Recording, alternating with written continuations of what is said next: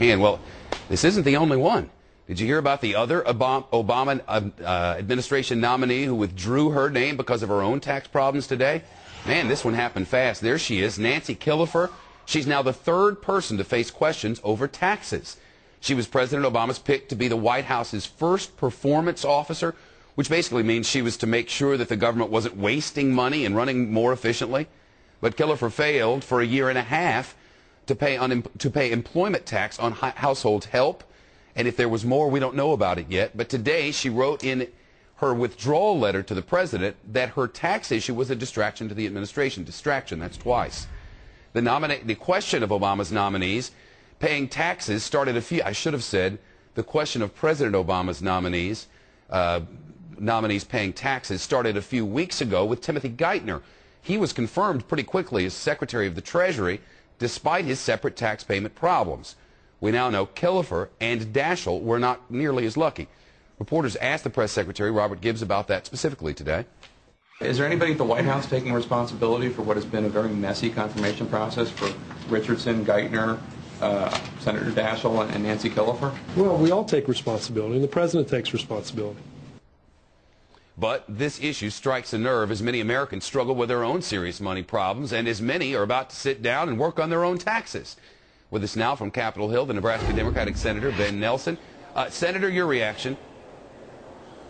Well, I think it's awkward, embarrassing, and troublesome to have individuals being nominated and have them have tax problems. All right, awkward, embarrassing, and troublesome. Would you have voted for it to confirm it? Well, I said I had trouble with that particular situation. I don't have to make that decision now. But I have, in the past as governor, not appointed people who were friends of mine because I didn't think they were best for the job. So I've made those tough decisions in the past. But I think it's important to point out here that the vetting process is very robust and aggressive because it has pointed out these particular situations. And I think that while it's difficult for those who end up on the wrong end here, the process is working.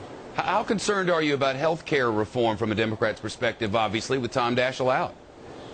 Well, I'm concerned about it, but nobody's indispensable. There will be somebody else who will emerge, and I hope that they will be able to pick up the slack here and move forward. Somebody that we can work with, somebody that can take a sound business but a reasonable approach to dealing with health care reform. I'm sure somebody will, in fact, emerge. Democrats who met with President Obama to the stimulus plan now, Democrats who met with President Obama last night say that he is pushing them, and I think pushing might even be a nice way to put it, pushing them to try to pull out some of these items in this stimulus package that don't create, well, a stimulus for the economy. Where are you on this? Well, that's what we're trying to do. That's what we've put together, a group, a bipartisan group with Senator Collins from Maine and myself and a host of Democrats and a host of Republicans to begin to identify and take out those pieces of this puzzle, those pieces of this package that aren't stimulative. They may be good ideas, they may be great policy, but they don't create jobs in the short term, and they shouldn't be part of a stimulus package. If we do that, then we'll be focusing more on infrastructure and the kind of programs that truly will help us create jobs in the short term. Yeah, President Obama is pushing for more items that would build up our infrastructure and the rest, yet so many senators have tacked stuff into this thing that have made a lot of Americans just lose some trust. I mean, we can go back to the smoking cessation thing. That's a good idea, clearly, but it doesn't help our serious world and national problem. No, and there are others as well. There was a $1.1 billion in there for medical research to do a comparative analysis of what medical procedures work better than other medical procedures. Once again, part of health care reform, but certainly not part of this bill. So that's what we're trying to do.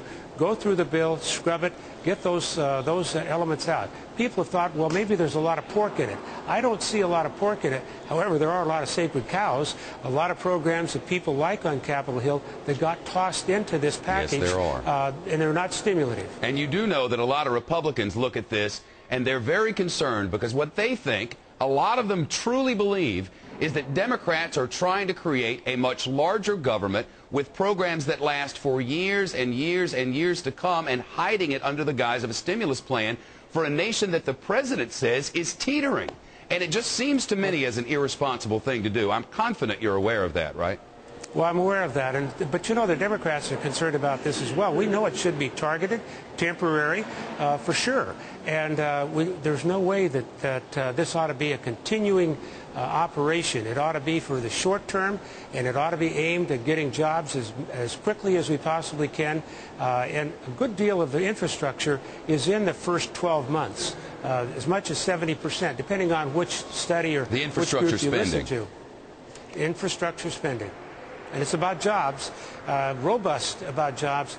Much of the other, many of the other programs that we're looking at and taking out, want to take out, as you say, could be good programs. They ought to be part of the budget process. Go through the authorization, appropriation process, and be part of that, not part of a stimulus package. Senator Ben Nelson, Democrat of Nebraska. Sir, good of you. Thank you. Thank you, Shepard.